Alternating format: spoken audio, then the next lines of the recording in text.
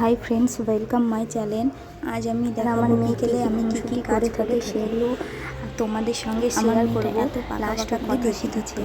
এখন আমার কাজ করতে করতে এখন আবার বিকেল সময়টা হলে তো সময় সময় বলে, মা মামা বাড়ি চলো, মামা বাড়ি যাবো।